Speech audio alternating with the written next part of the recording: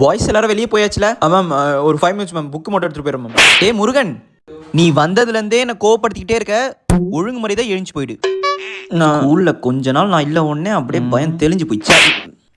ஓ உன் ஜட்டியை கழட்டி இழுத்து ஃபேன்லேயே தொங்க விட்றேன் பாரு, அப்போ தான் அடங்குவேன். முருகன் இப்போல்லாம் கிளாஸில் ஒரு மாதிரி ஃபன் பண்ணிகிட்டு இருக்கான்ல.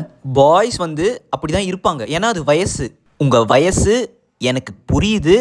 ஆனால் கேர்ள்ஸ் நீங்கள் தான் ரொம்ப ரொம்ப உஷாராக இருக்க வேண்டிய வயசு இது. சுவாமியே சரணமையா. அப்படி என்னடா தெரியலடா முருகா. அப்படி நமக்கு தெரியாமல் என்னத்த சொல்லிட்டு இருப்பா இவ. இரு மேலே போயிட்டு பொண்ணுங்கிட்டே கேட்போம் அப்படி என்ன சொன்னான்னு. இல்லை சாரு பாவா கிட்ட கேட்டு. இந்த லவ் பேர்ட்ஸ் அந்த மாதிரி சுத்துறத நிறுத்திக்கோங்க. சினிமா படத்தெல்லாம் பார்த்து அந்த மாதிரி நம்ம லைஃப் இருக்கும்னு நினைக்காதீங்க. அப்படி இருக்காது. எப்பயும் லவ்னாலே நம்ம அப்பா அம்மா தான் நமக்கு ஞாபகம் வரணும். அதை முதல்ல நினச்சிக்கோங்க. இது என்ன வயசுன்னு உங்களுக்கு புரியும். நான் சொல்லி புரிய வைக்கணும்னு இல்லை. ஸோ புரிஞ்சுக்கோங்க.